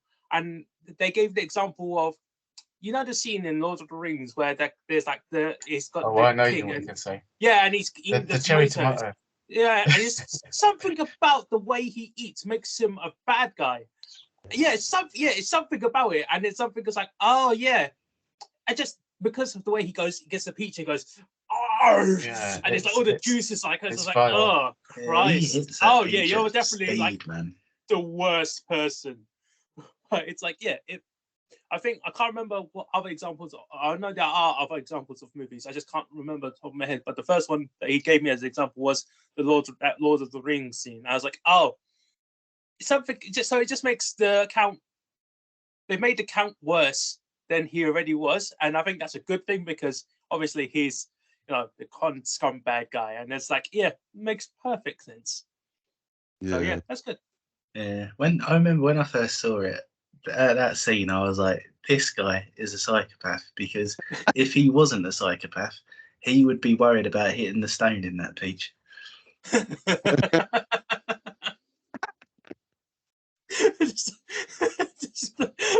Okay. That's too funny. One of the other things that's kind of funny about that scene is that so even though he meant to eat it in that way, he didn't actually intend for it to kind of splash out and splash his face. And the actress was struggling to stop from bursting out laughing. The line was just like, just imagine it's dirty. Just imagine it's dirty. It's like, okay. she wanted to To be laugh. fair though, I mean, like, you know, like, bad guy aside, that did look like the ideal peach, because that like that's like the kind of like ripeness of a peach that you only get in cartoons. Ideally ripe. I mean, you're not wrong. You're not wrong. It's definitely like the most. That was definitely the most juiciest peaches I've ever seen in my life as well. Like, I was like, oh, movie effects, perfect. Oh man, that's great. I think there's other things I think that made sense for this film and like what was changed or what was different in this film compared to like the original book. And it seems like it was much more complicated in a different way, but so Suki and Lady Hideko in the original novel, they were born in the same hospital, but the nurse swapped them at birth. Right. Okay. Uh, she was apparently trying to, because Lady Hideko's kind of actual like father in the book had murdered his wife. Hmm. Apparently the half brother had some part to play in helping them murder the mom. So Hmm. so the nurse was just like, I can't let you grow up in that environment. So she swapped the girl with another girl who was the daughter of a fingersmith, a thief who was caught and hung. So they kept the backstories of like the different characters. But yeah, in the book they actually were like swapped at birth. And them meeting was kind of more of a coincidence in a way. I don't know how it kind of works out. And Hmm. then it's really weird because at one point, apparently Suki's character in the original books was planning on killing um Hideko. But in the end, because that wasn't what happened, obviously, but in the end, when they got surprised by the Count visiting them, um, Lady Hideko accidentally murdered the Count with the knife because they all started fighting. And she caught up with them while they were escaping, trying to leave the country in a way, or leave. It's just like, what? What are you doing? That's blah blah blah blah. And eventually he gets accidentally killed. But what's kind of sad is that the nurse in that one takes the fall for it, and she gets executed by hanging, while the two women, kind of run. It's like, Yeah, I feel like it was maybe a good idea to trim that a little bit, because I think one of the things that's so effective about this is that like the sort of setup is so simple. Like it's literally just like, this person's rich, I want her money, so I'm gonna marry her and then inherit it. And it's like it's evil, but it's so simple. And then the complication comes when they actually meet her, and it's all like, yeah. I feel like you don't need more complication before that point. yeah, definitely agreed.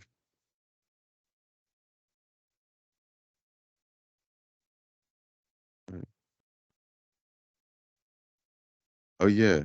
Um, we can still talk more, but since I know Pat needs to go soon, want to do favorite scenes?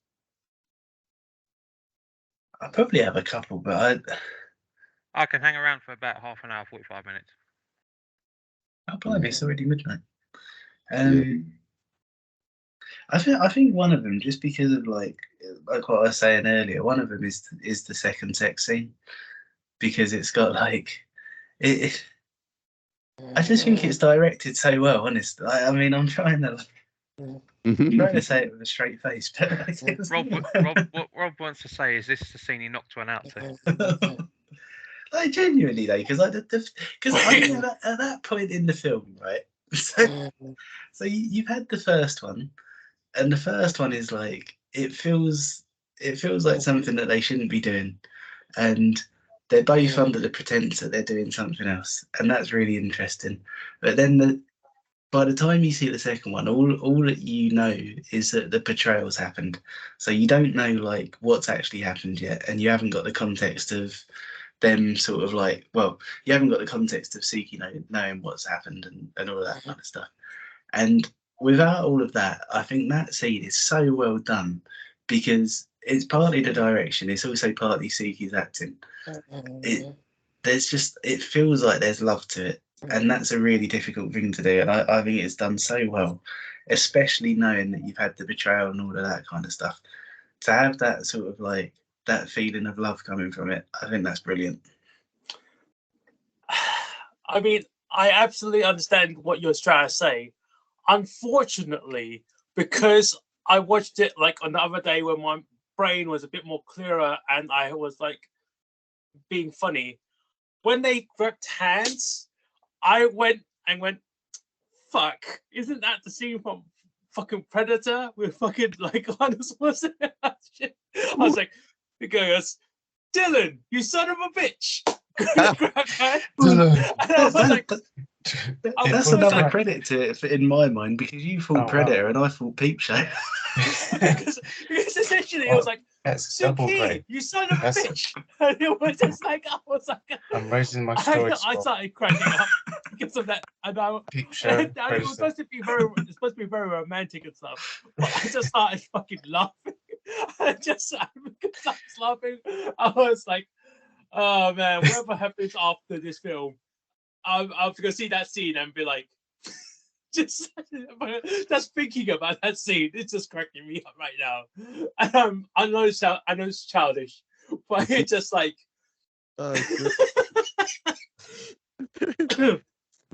yeah. But yeah, it's I was gonna say, yeah, it's just, yeah, it's very well made. It's very well made. Yeah, that's like production value for this whole film is definitely like a 10, because everything, especially with like fake drawings and all that shit, and all like so like the set pieces and stuff, it's so good. Even when afterwards, when they're going ape shit and destroying all like the art pieces, it's very. I know they're not real books, right? But something about them breaking those books and stuff was very cathartic, I guess is the best way to say it. Something about her was like, I don't know how they have the fucking like water underneath tatami mats and stuff, but because I'm pretty sure tatami mat will just absorb the moisture, but it doesn't make sense. But like they lift up the like little pools and throw all the books into the little water pools and like throw ink in there, and I was like, something about that is like so. It's like a bonding moment for them, and I think that's quite sweet. And I was like, that's nice. That's nice. Yeah, I had mixed feelings on that scene, because I was like, because I was kind of going like, well, exactly what you said, Simon. Like that's all really cool, but a small part of me was going, oh man, preserve the books, get rid of the uncle.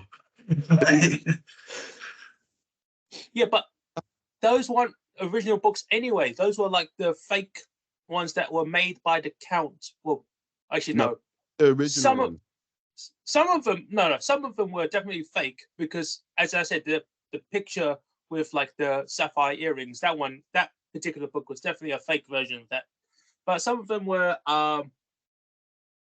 some of them were forgeries. That's why he had Count Fujiwara there, because he was making forgeries. That's why it's like a scene. There was a scene earlier about it where he had made a cigarette, but he used one of the pictures and as the rolling paper as a cigarette.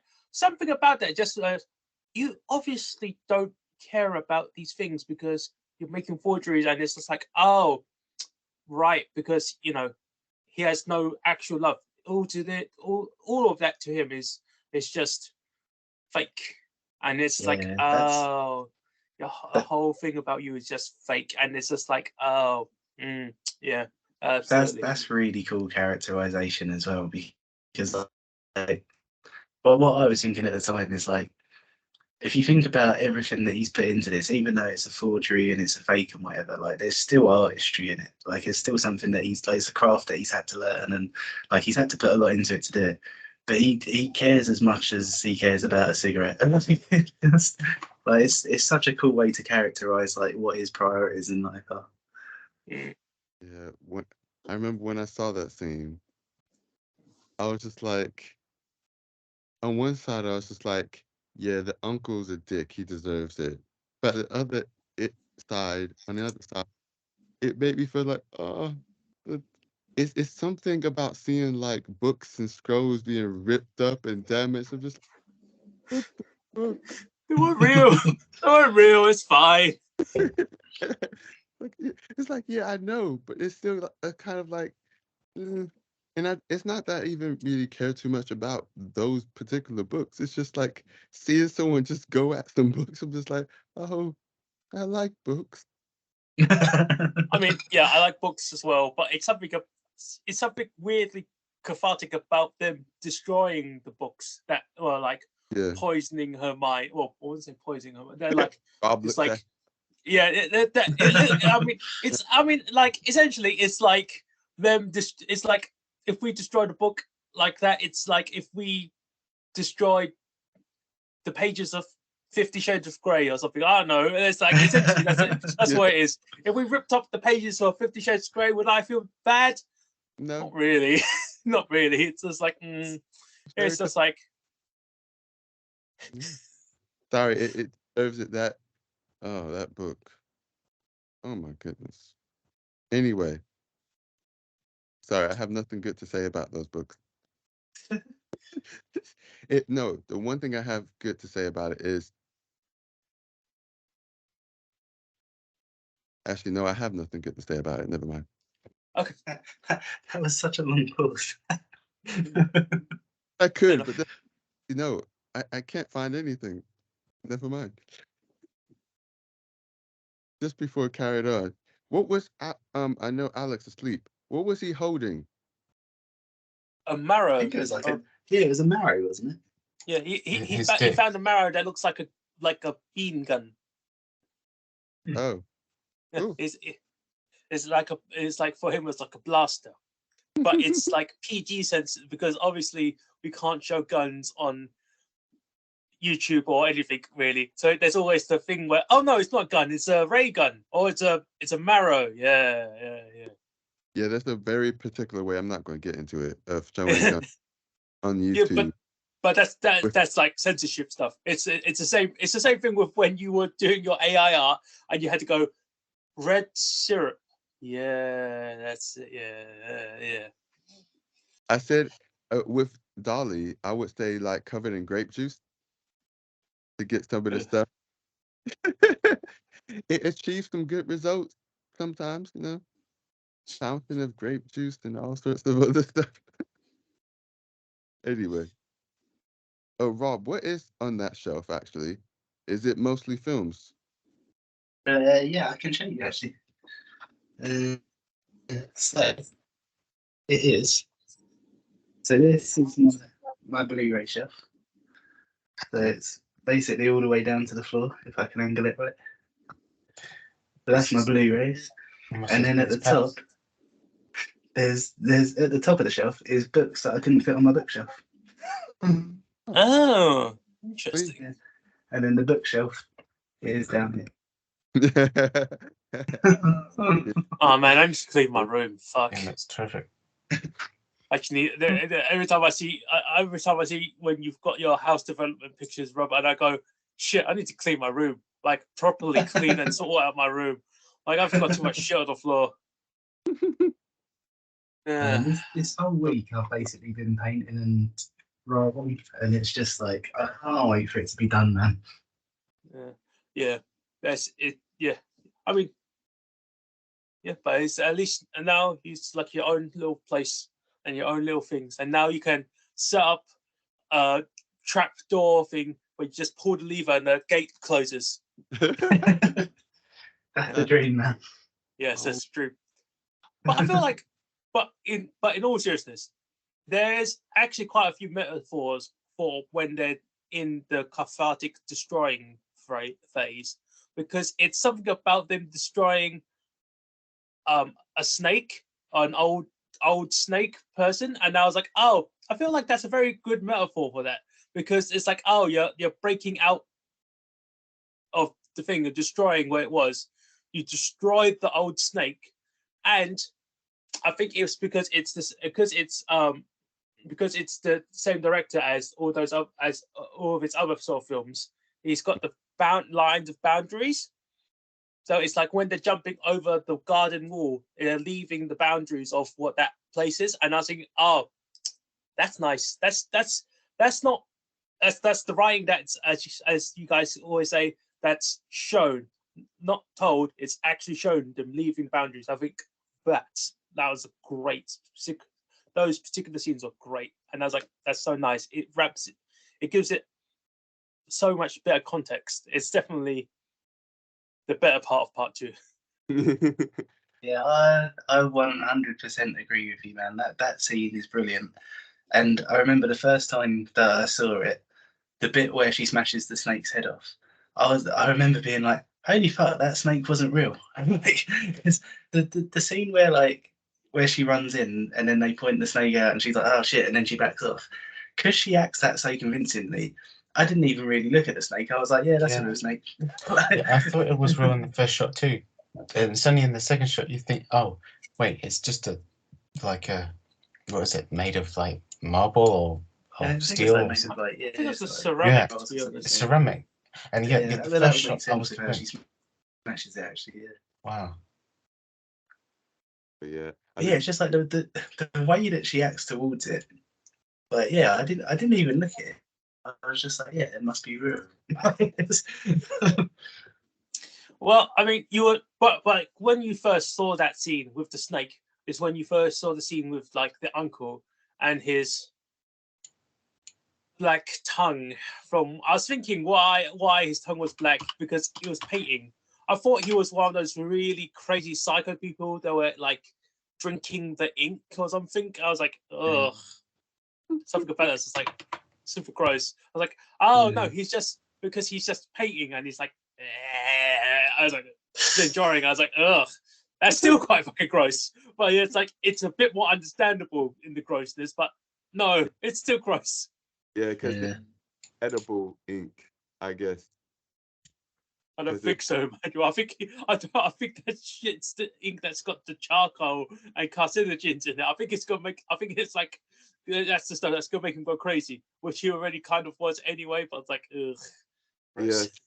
Yeah, we don't know how he made it from the octopus's ink and stuff, but we just assume. I'm assuming that has part of the process. But what was one of the things that was messed up, related to the kind of gate closing and everything, is when the aunt, she ran to she was scared and screaming and running, and then they closed the gate, and she was like, and then she just like obediently came back and went downstairs. Like, no, that is messed up. Like the abuse was, I was like, no, this stuff's on another level. But talking about what is it? How do I switch my camera around? Oh, there we go. Wait, my camera's on blurry mode. Okay.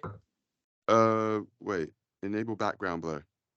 Skype has like background blur, and I had it on. Anyway, so just got some kind of shelves there. Lots of books. These are lots of ballet kind of stuff. Snoopy ornaments. Nice little candle. And then actually, oh yeah, there's a little plane we took from. Actually, I don't know when I took Ryanair. Did you willingly take Ryanair? I don't think he had a choice. Oh, okay.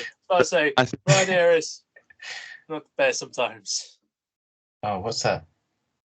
You recognize that sign?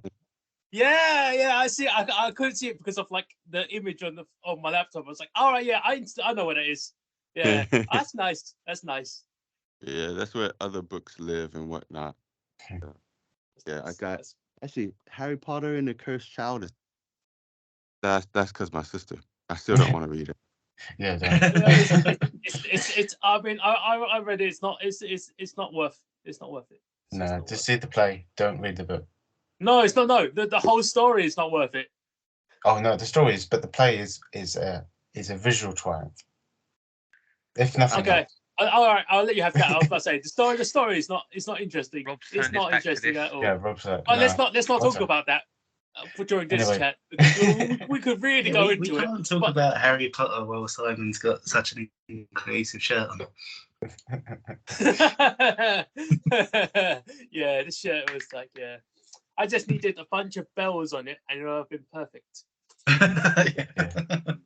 What? Put them on the ends. Yeah, yeah. Well, no. Hmm.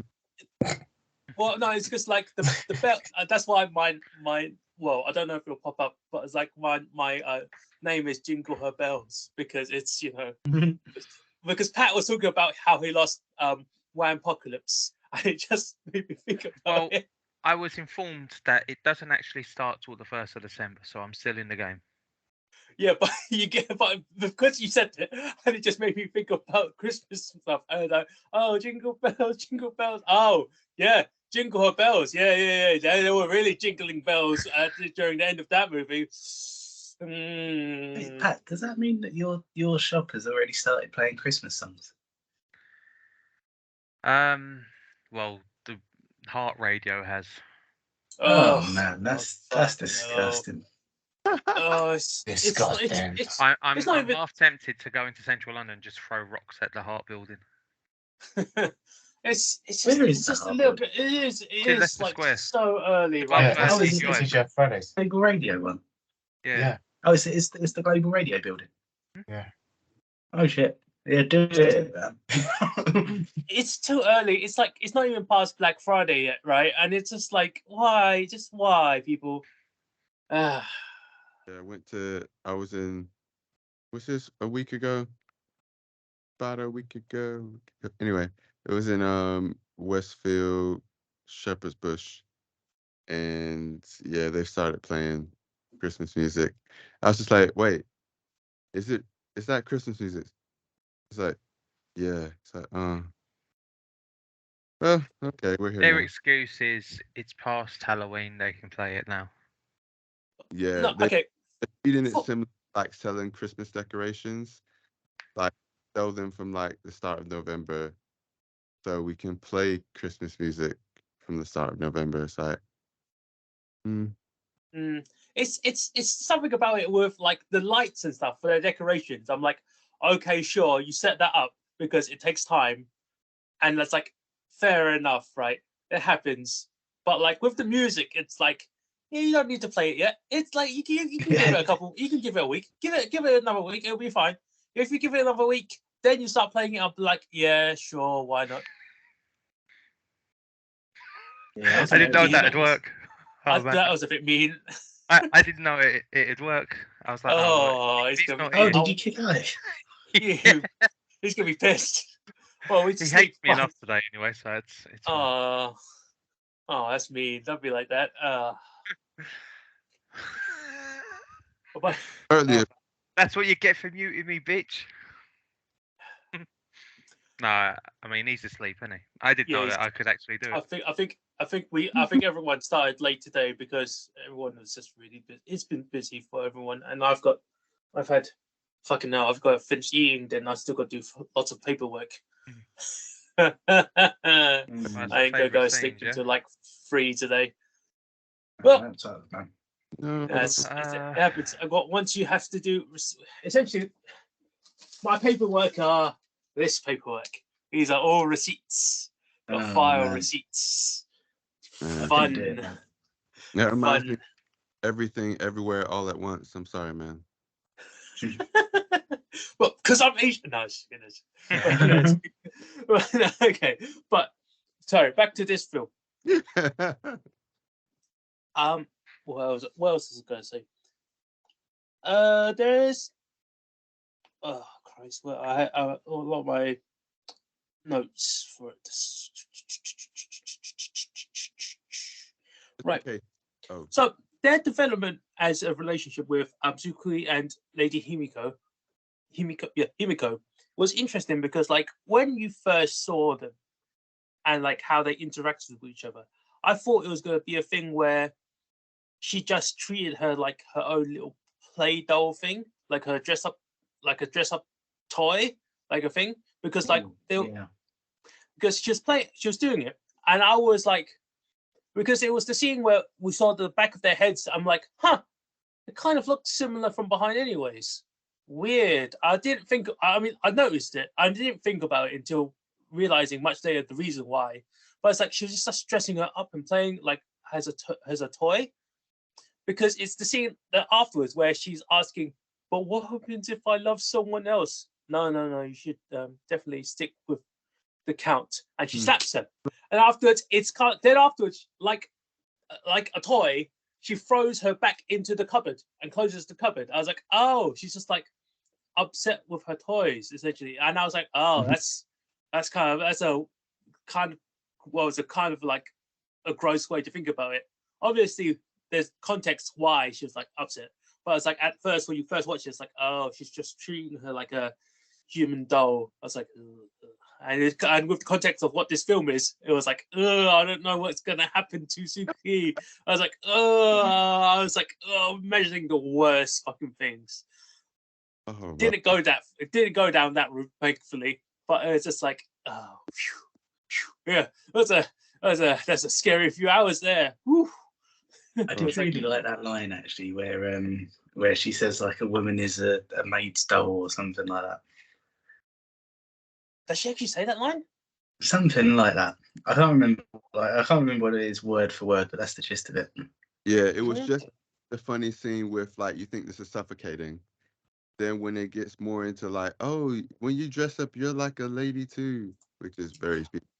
That makes sense. It does make sense because when she's doing up her back or whatnot, she's saying something like that. Just in case, because another time. What's your favorite scene, Pat? Well, you've just mentioned one of them where she dresses her up. I thought that was quite an important scene in terms of like laying the groundwork to what was going to come later. I also really liked the scene where they decided to trash the place. It's it's probably just sort of part of the really good storytelling. Like there was just something about that scene that was quite poetic. But they're probably the two scenes that I like the most. I'm not going to go down the Rob route and choose the sex scene. The most frightening. I mean, yeah, it was. It's got nothing on the hub, but you know. Do you know what? Actually, another thing I would say about that is like, I don't know if you've seen on Twitter lately, but there's loads of people who are like, "Oh, sex scenes are unnecessary." Like this is one that was totally necessary. I don't think they're unnecessary. And they can be, I suppose, but like, yeah, this one is definitely one that proves that they can be necessary. So sorry, Rob. When you said totally necessary, it like sort of glitched, and you said it sounded like it was totally necessary, and I was like, Rob, whoa, Jesus Christ! I was like, oh, okay, okay, right. Sorry, I had to cut in there. But yeah, I mean, are they just saying that because of like modern audiences watching films now? Because or could they just be implied like necessary? It's like sometimes sex is part of a relationship. It happens, people get over it. But is it because it's shown, or is it just implied? Is this a problem? I think it's just one of those Twitter trends, if I'm honest. Like, because it's like everything goes in circles, doesn't it? Because like you had the whole thing with like the pre-code era and like all of that stuff where like you wasn't it like Psycho was the first film to ever show a toilet or something ridiculous like that? You're on mute. Maybe. You're on mute, Ben. Yeah. Sorry. I thought I was saying that. Yeah, it was 100% the first film to use a toilet bowl in a film. Yes, which is quite insane. And this is she just flushes like the receipts or what was it, bills or something? She just flushes Something like that. something down it, and that's all it was. It wasn't that she was on the toilet. Yeah. And like, so you had like this whole like era of like Hollywood where like even showing a toilet bowl was a controversial thing, and then there was like a movement that said like, no, this is ridiculous. We need to be able to show more than this. And then that's when you started having things like sex scenes. But now it's kind of gone around the other way, where like we've had sex scenes for so long that now there's people going, oh no, we shouldn't have sex scenes. So it's kind of going back to that kind of like pre-code era. But like, yeah, I don't know. I think it's just like a little Twitter trend, if I'm honest. I mean, I guess it's like, just don't be overly graphic or if it's like unless it's like a fetish thing, but that might be in itself the problem. Because if it's like, if the scene is they had sex, okay, but if it's the scene is they had sex with whips and like belts and all the other weird, too much is the way it goes. It's a bit too much stuff. I could understand that to a certain level, but it's like if the story has reasons for it, it makes sense. Which is actually going to one of my scenes that I did find the funniest. Is definitely, again, the scene before where they're just like staring at Himiko and she's like listening to the story was a bit uncomfortable. It got funny when they started getting their ass whipped in the most literal sense. And I was like, wait, what the fuck is happening here? Is this, I wasn't, because I'm not sure. I need some context on it. Are they actually getting whipped, or is it because of the story that they're reading? They're thinking about getting whipped. I can't imagining getting whipped. I think that's the main thing. Okay. Themselves being that character as they're saying it, and the old man's enjoying seeing all of their reactions to her reading that. Because it was because of these scenes earlier that made me question the ending scene a bit, because it flashes back to her reading again and the lights flashing and it has the Count Fujiwara again. I was wondering if she was actually just reading the book and it was just imagination of what happened at the end. And I was like, oh, wait, so are you saying that it didn't happen? But it doesn't make sense if it didn't happen, because that would imply that there's a story about you being, well, getting killed and mutilated. And I was like, I don't know if people would enjoy that, but it's like, they might do, because these guys are just that sort of weird.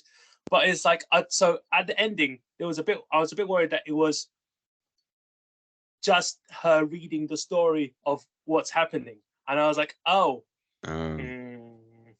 question. I've that's why at certain points it's like, I question what the ending being was a bit ambiguous. I don't know if that's what they were going for, because it's like I thought it was supposed to be like a complete story. If you have that scene at the end, it's not. It becomes a question mark, and it's like I don't like that, because I thought if they paid the extra £3 to go from Russia to China, that's fine, and they enjoy their life there. But if it's like left ambiguous, it's like maybe, and it's like, oh no, that's just, I just worried about it, because I don't think I could have a book about me getting killed on my shelf. I don't think I'll read that book. I was just like, I don't know. It's like, it just feels a bit odd. Yeah. Sorry, got still something else I want to mention. But Pat, did you want to say your film just so you can? Yeah. So Wait, get the phone out. Hmm? Oh no, just getting on my phone. I got to write down. Okay. So Ben let me know a sort of key detail. So I was going to pick a completely different film. But next week is the 60th anniversary of the JFK thing. So I'm picking JFK as my film this week. Ah, cool. I've already watched it because I'm not going to have any time during the week. And the Blu-ray I have is the 3.5 hour special edition. Wait. What's the actual name of the movie? Sorry. JFK. Yeah, by Oliver Stone. Kentucky Fried Kitchen. JFK. Think You you're looking can good. see it on Amazon, Apple, usual. The usual places to rent. Yeah. Usual The usual places that you have to pay. Wait, is it the one that has Gary Oldman in it? Yeah. Yes, he plays Lee Harvey Oswald. Oh, okay. Haven't seen this one. You haven't seen it? Yeah, no. There's a It's a lot. Kevin Costner film. Okay. Yes. Yeah, so like it's for me it felt like it went quick, but for others it might be a heavy film. But I'm looking forward to debating it next week, and we probably it might end up getting all political as they do, you know. But that's what I'm hoping for.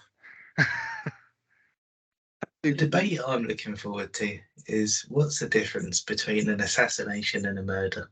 Because I have no idea. A murder, an assassination is basically a person being paid by another person to kill someone. Yeah. A murder is a predetermined decision to kill someone. I thought it was something to do with like how important you were. So like, if like I don't know, if Pat punched me and I died, it'd be a murder. But if Pat punched me because I said something terribly important, it'd be an assassination. I'd say that I don't think that's quite right. Because because you can because murder has like, I can't believe I'm quoting this. Murder is like fucking like if you have Minority Report, the movie Minority Report, there's like the two colors of balls. It's like the brown ball and the red ball, because murders are crimes of passion sometimes. So something happens and you murder someone. That's not an assassination, because it's just like in the spur of the moment. Something could happen and I've murdered you. So like it's a question of like an assassination is not just a pre-planned murder, it's a super pre-planned murder. It's like it's to the point where it's like, yeah, Pat punching you, Rob, would be, and you dying would be a murder. But Pat planning not just to kill you, but then also try to like get away with it and stuff, that's probably an assassination. So the assassination would be if Pat was like, I'm going to punch Rob, and hopefully it ends how I want it to. Well, it's not even that. It'd be like, okay, it would be like, hey, Simon, can you punch Rob in this particular way? Then after I knock him out afterwards. Yeah, I guess that's assassination, to be honest, right?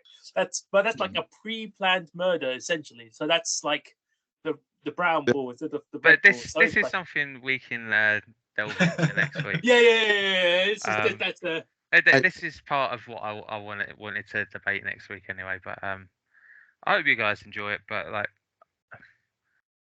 I don't know how it's going to be received, because it is very political, and it is a long film. And if you're not feeling it, it's probably going to feel longer. But I'm hoping you guys enjoy it.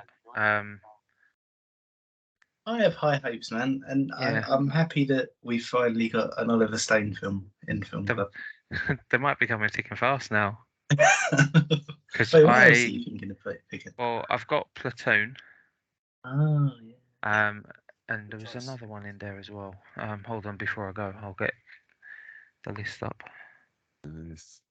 My favourite Oliver Stone film is, it's a bit of a Steven Spielberg directing Poltergeist situation, but oh wait, which one's this?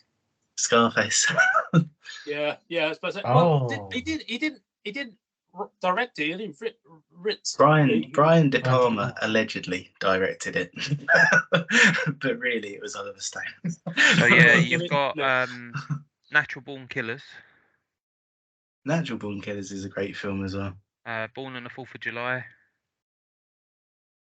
Wall Street. No, okay, yeah. I think Wall Street's more of a Ben pick potentially. What else was there? Oh wait, he made the Joy Luck Club. Oh no, that's a. Any Given Sunday as well is another one. Oh. Is that Oliver Stone? Yeah. Oh, I had no idea. He hasn't done much of any note recently. Well, he did Snowden, but I haven't seen that yet. Oh yeah. Oh yeah, Snowden. Yeah, with fucking what's his name? What? Joseph Joseph Gordon-Levitt. Gordon-Levitt. Yeah, with the fucking Rubik's cube. Yeah, absolutely. Oh. Yeah, I did not. so I have a few Yeah. of his films coming up, like one of the choices originally was going to be Any Given Sunday. It was between that, the film I'm going to be picking first round of next year, and this one in the end. But yeah, I'm looking forward to you guys seeing it and having a talk about it next week. Nice. All right, Thanks. and I shall make a move because I've got to be up at 7 o'clock. That's awful. Yeah, I've got to get up quite early as well, thinking about it. Yeah. All right. Yeah, sorry. Take care, man. Talk to you guys Sweet. later. Thanks for the pick, Emmanuel. It was a great one. Agreed. Yeah. See you next week, guys. See you Bye. later. See you guys next week.